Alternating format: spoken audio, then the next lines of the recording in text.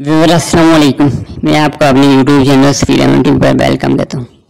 अगर आप इस मेरे यूट्यूब चैनल पर नए हैं और अभी तक मेरा चैनल सब्सक्राइब नहीं किया तो नीचे रेड कलर का बटन दिखाई दे रहा होगा, उसको दबा कर सब्सक्राइब कीजिए और उसके साथ बेल के बटन को दबाना ना भूलिए ताकि हम नई आने वाली वीडियो सबसे पहले आप तक पहुँच सके। चलिए आज की वीडियो शुरू करते हैं।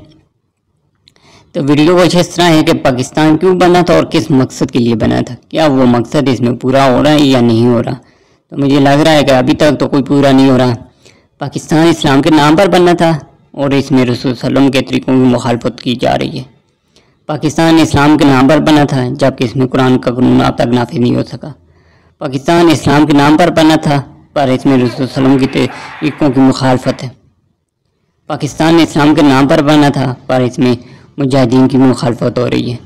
पाकिस्तान इस्लाम के नाम पर बना था, इसमें जहाद करने वालों की मुखालफत क्यों। पाकिस्तान इस्लाम के नाम पर बना था, इसमें अल्लाह वालों की मुखालफत क्यों हो रही है। पाकिस्तान इस्लाम के नाम पर बना था, इसमें मुजाहिदीन से नफरत क्यों।